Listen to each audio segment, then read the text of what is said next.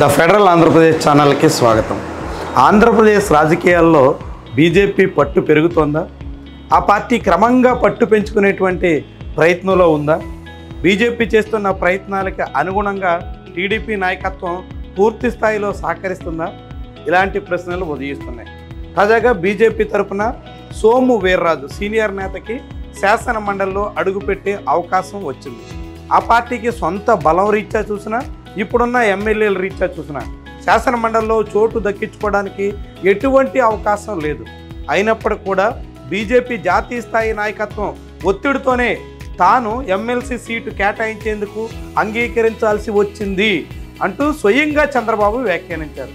Somu Veerraju nomination పత్రాలు దాఖలు చేసిన తర్వాత ఏపీ అసెంబ్లీలో ఉన్నటువంటి చంద్రబాబు ఛాంబర్కి వెళ్ళినటువంటి సందర్భంలో చంద్రబాబు ఈ కామెంట్ చేశారు.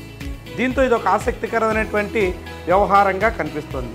ఆంధ్రప్రదేశ్లో బీజేపీకి ఒంటరిగా పోటీ చేస్తే 1% కూడా ఓట్లు దక్కుతున్నటువంటి దాఖలాలు లేవు. 2019 ఎన్నికల్లో ఆ పార్టీ 1% లోపు మాత్రమే ఓట్లు దక్కించుకుని ఒక్క స్థానంలో కూడా కనీసం డిపాజిట్లు దక్కించుకునేటువంటి పరిస్థితి ఏర్పడలేదు. అలాంటి బీజేపీ 2024 సాధారణ ఎన్నికలు వచ్చేసరికి అటు జనసేన ఇటు తెలుగుదేశం పార్టీతో జతగట్టి 3 ఎంపీ సీట్లు 8 ఎమ్మెల్యే స్థానాలను కైవసం చేసుకుంది. మొత్తం 100% స్ట్రైక్ రేట్తో పోటీ చేసిన ప్రతి నియోజకవర్గంలో కూడా ఆ పార్టీ గెలవగలిగింది. కేవలం రాజంపేట ఎంపీ సీటు మాత్రమే కోల్పోయి మిగిలిన అన్ని స్థానాలను దక్కించుకోగలిగింది. అలాంటి బీజేపీకి ఇప్పుడు ఎమ్మెల్సీ ద్వారా మండలిలో కూడా అడుగుపెట్టేటువంటి అవకాశం సోము వీర్రాజు రూపంలో దక్కింది. దీంతో బీజేపీ ఆంధ్రప్రదేశ్ రాజకీయాల్లో క్రమంగా అన్నింటా తన వంతు తన పాత్ర పోషించేందుకు సిద్ధమవుతున్నట్టుగా కనిపిస్తోంది. ఇప్పటికే జనసేన రూపంలో పవన్ కళ్యాణ్ ద్వారా బీజేపీ ఎజెండాను రాష్ట్ర వ్యాప్తం చేసేందుకు అనేక రకాల ప్రయత్నాలు జరుగుతున్నాయి. సనాతన ధర్మం పేరుతో పవన్ కళ్యాణ్ సాగిస్తున్నటువంటి కార్యాచరణ అంతా పూర్తిగా బీజేపీ ఎజెండానే అనేటువంటి అభిప్రాయం చాలామందిలో ఉంది.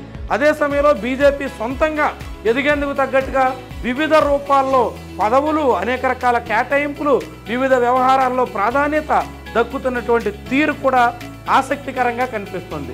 మొత్తంగా ఆంధ్రప్రదేశ్ రాజకీయాల్లో బాగా వేయాలని చాలా కాలంగా చూస్తున్న బీజేపీకి ఇప్పుడు అలాంటి అవకాశం వస్తున్నట్టుగా, అందుకు చంద్రబాబు పూర్తి సహకారం అందిస్తున్నట్టుగా అంచనా వేస్తున్నారు. మరి ఇదే నిజమైతే, బీజేపీ క్రమంగా బలపడితే, బీజేపీ బలం పుంజుకుంటే అది ఎవరికి చేటు అనేటువంటి ప్రశ్న కూడా ఉదయిస్తుంది. ముఖ్యంగా బీజేపీ ఎదిగే కొద్దీ అది తెలుగుదేశం పార్టీకి తలనొప్పిగా మారేటువంటి ప్రమాదం ఉంటుంది అనేటువంటి వాదన తెలుగుదేశం పార్టీలోనే ఒక సెక్షన్ చేస్తోంది.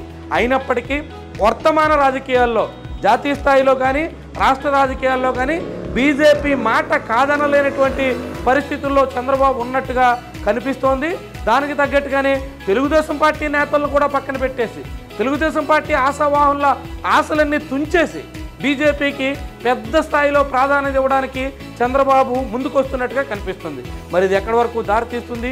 బీజేపీ తెలుగుదేశం సంబంధాలు ఇంకెంతగా బలపడతాయి? ఆ సంబంధాలు బలపడుతున్న కొద్దీ బీజేపీ పుంజుకునేటువంటి తీరు తెలుగుదేశం పార్టీకి ఏ మేరకు ఇబ్బందికర వాతావరణాన్ని తీసుకొస్తుంది చూడాల్సినటువంటి అవసరం ఉంది.